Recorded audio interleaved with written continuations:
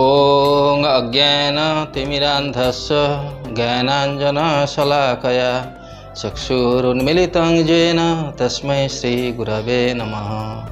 नमो विष्णुपादाय कृष्णप्रेष्ठाय भूतले श्रीमते भक्तिवेदान्त स्वामिनेति नामिने।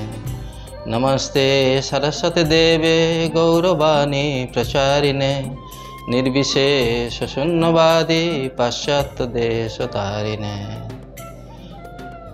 महाराज युधिष्ठिर कृष्ण के भगवान कृष्ण के बोलें जे আমরা এখন এর আগে বিজয়া একাদশী সম্বন্ধে শুনেছি।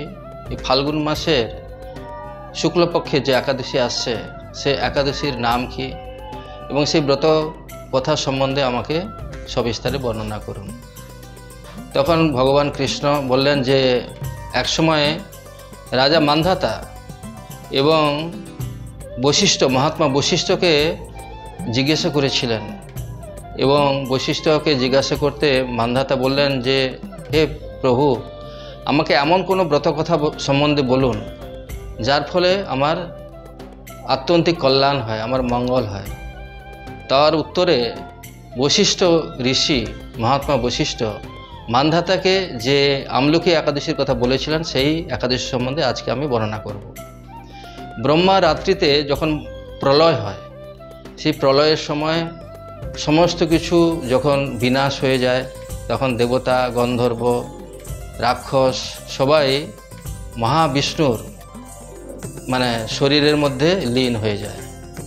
তখন সেই মহাবিষ্ণু যখন কারণ সমুদ্রে শয়ন করেছিলেন তখন তার মুখ থেকে চন্দ্র বিন্দুর মতো এক ফোঁটা জল যখন মাটিতে পতিত হয় তখন সেখান থেকে একটা সুন্দর পুষ্প সমন্বিত ফল সমন্বিত আমলকি বৃক্ষের উৎপন্ন হয় এবং এই আমলকি বৃক্ষ ভগবান বিষ্ণুর মুখপদ্ম থেকে চন্দ্রকোনার মতো যে জল নিঃসৃত হয়েছে তার থেকে উৎপন্ন হয়েছে। ধরিত্রী মাতার যখন পড়ল সেই জলটা তার থেকে উৎপন্ন হয়েছে এবং এই জন্য এই আমলকি গাছের মধ্যে ব্রহ্মা বিষ্ণু মহেশ্বর সবাই বাস করেন এবং তার পাতাতে পল্লবে দেবতা এবং অন্যান্য ঋষি মুনি বসবাস করে থাকেন।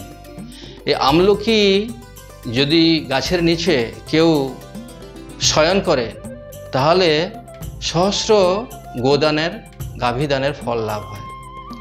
আমলকি বৃক্ষ যদি কেউ স্মরণ করে তাহলে তার গোদানের ফল হয়, আর সেই বৃক্ষকে যদি কেউ দর্শন করে তার ডবল লাভ হয়। আর যদি সেই বৃক্ষের ফল আমলকি ফল যদি কেউ ভক্ষণ করে তাহলে তার তিন গুণ গোদানের ফল লাভ হয়ে থাকে। তো সেই জন্য আমলকি যে বৃক্ষ এটা ভগবান বিষ্ণুকে থেকে উৎপন্ন হয়েছে এবং এটাকে বৈষ্ণব বৃক্ষ বলা হয়। আমরা যেরকম তুলসী বৃক্ষকে পুজো করে থাকি সেই জন্য আমলকি বৃক্ষও পূজা করা হয়। তো মান্ধাতাকে ব্রহ্মা বশিষ্ঠ যে বলেছিলেন যেভাবে সেই ব্রতকথা এখন বিষ্ণু ভগবান যুধিষ্ঠির মহারাজকে শোনাচ্ছেন। তো পুরাকালে চৈত্ররথ নামে একজন মহাপরাক্রমশালী রাজা ছিলেন এবং তিনি বিষ্ণু ভক্ত ছিলেন এবং তার রাজ্যে সমস্ত কিছু প্রজারা খুব সুখে শান্তিতে এবং সমৃদ্ধি সহকারে বাস করতেন। তার প্রত্যেকেই একাদশী পালন করতেন এবং পরম বিষ্ণু ভক্ত ছিলেন। তো এই যখন একাদশী আমলকি একাদশীর সময় যখন আসছে তখন রাজা তাদের সমস্ত প্রজাবৃন্দকে নিয়ে বিষ্ণু মন্দিরে গিয়ে তারা সেখানে জলপূর্ণ কলসের উপরে সেখানে বিষ্ণু ভগবানের মূর্তিকে রেখে এবং সেখানে নৈবেদ্য সাজিয়ে ছত্র বস্ত্র সব কিছু নিয়ে তারা সেই ব্রত একাদশী আমলকি একাদশী ব্রত করবার জন্য তারা সেখানে সমবেত হলেন।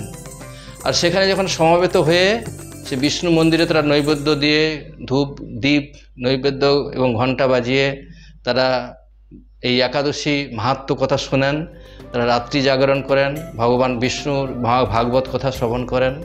তো শ্রবণ করার পরে তারা যখন এইভাবে তারা শ্রবণ করছিলেন তখন একটা ব্যাত সেই ঘটনাচক্রে সেই স্থানে বিষ্ণু মন্দিরে উপস্থিত হয় এবং তিনি তখন দেখেন যে এখানে অনেকেই সমবেত হয়েছে এবং সেখানে বিষ্ণু পুজো হচ্ছে এবং সেখানে একাদশী মাহাত্ম্য কথা হচ্ছে, তখন সে এক কোণে বসে সে এই সব কিছু শুনছেন, সে ব্যাত। তো শুনে তার খুব ভালো লাগছে, কিন্তু সে খুব ক্লান্ত ছিল এবং সারাদিন কিছু কোনো জায়গায় কিছু খাওয়ার পায়নি, কোনো শিকারও পায়নি।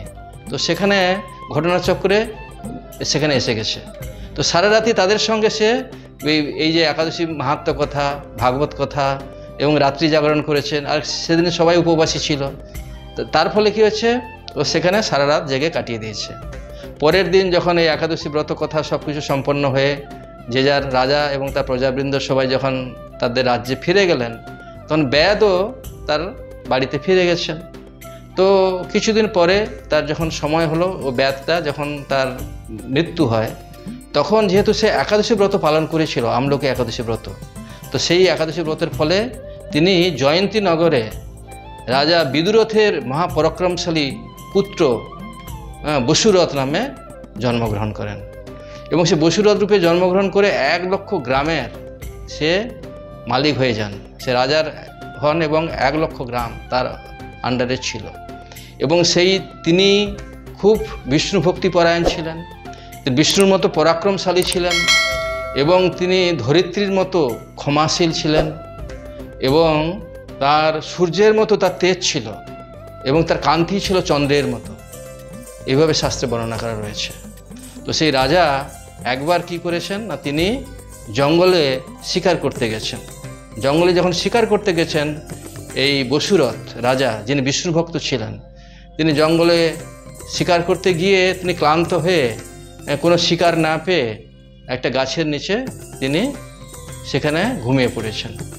যখন ঘুমিয়ে পড়েছেন, তখন সেখানকার যে লোকাল সমস্ত ম্লেচ্ছ, যারা পর্বত সেখানে পর্বত আছে, জঙ্গল আছে, তারা এসে বলছে এই রাজা আমাদের পিতামহকে মেরেছে, আমাদের সমস্ত জাতিকে মেরেছে, একে হত্যা করো। এই বলে তারা সমস্ত অস্ত্রশস্ত্র সে রাজার উপরে ছুঁড়তে লাগলেন। যখন ছুঁড়তে লাগলেন, কিন্তু সেই অস্ত্রশস্ত্রগুলো রাজাকে কিছুই করলো না, ফুলের মতো তার শরীরের মধ্যে এলো। তো তারা যখন খুব আরও বেশি করে অ্যাটাক করতে এলেন সেই রাজাকে, তখন রাজার শরীর থেকে এক দিব্য অপূর্ব কান্তিযুক্তা এক রমণী এবং সৌভাগ্যশালিনী এবং সমস্ত অলঙ্কারে বিভূষিতা এক রমণীর সেখানে এসে সেই ম্লেচ্ছগুলোকে হত্যা করেন।